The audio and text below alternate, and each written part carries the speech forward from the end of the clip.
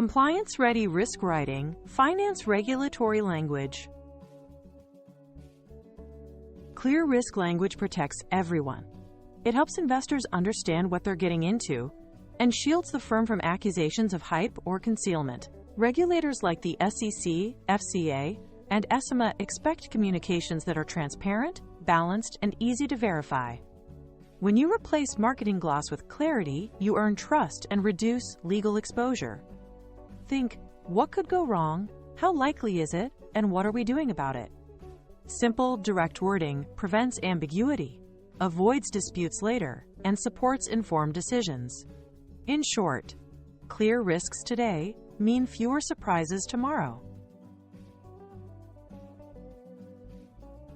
Regulators want content that is fair, balanced, and not misleading. No cherry picking, no buried downsides. Every positive claim needs evidence, citations, data, or documented assumptions.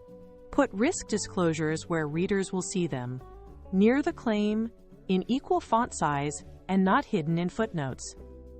Keep wording consistent across decks, web pages, and filings, so terms like liquidity risk or counterparty risk mean the same thing everywhere. This consistency shows control, reduces confusion, and makes audits smoother. If a reasonable reader could misread it, rewrite it. Start by defining the risk in plain language, what it is and whom it affects. Next, explain the mechanism, how the loss could occur, so readers can trace cause to effect.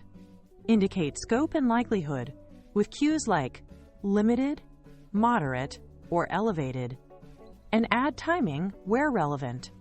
Then cover mitigants, controls, hedges, diversification, and the residual risk that remains despite them.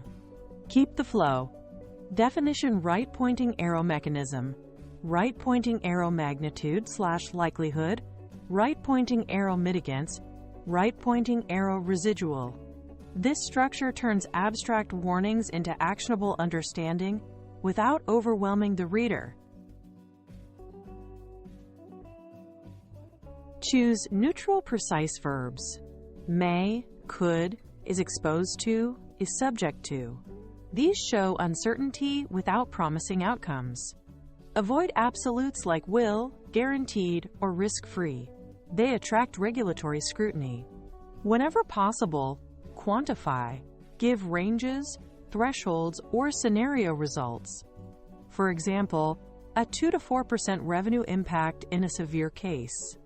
Finally, attribute sources and assumptions. Based on internal stress tests, per audited 2024 results, or assuming constant FX. Transparent wording plus numbers beats vague assurances. Open with objective context, the market, regulation, or operational setting. Then state the specific risk and its key driver. What triggers it? Follow with evidence, data points, trends, or benchmarks that ground the statement. Close with a balanced outlook.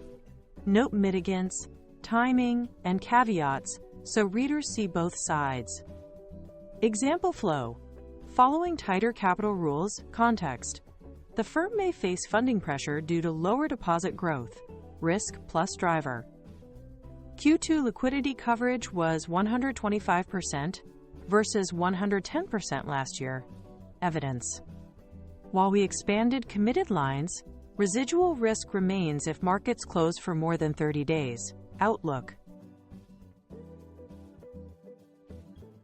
Steer clear of promissory language like returns will improve or losses are capped, unless legally binding and fully hedged. Don't present selective data. Include context, periods, and comparables to avoid misleading impressions. Define jargon the first time it appears. If readers can't explain it, they can't assess the risk. Avoid tiny or scattered disclosures. Make key statements visible, proximate to claims, and readable on mobile. When in doubt, ask, Would a reasonable professional still understand the limitation without hunting in footnotes? Use these plug-and-play lines to stay compliant and clear. 1. Risk statement. The company may face risks due to driver. 2. Mechanism. This could lead to impact if condition. 3. Evidence. In period, metric/data indicates finding. 4. Balance.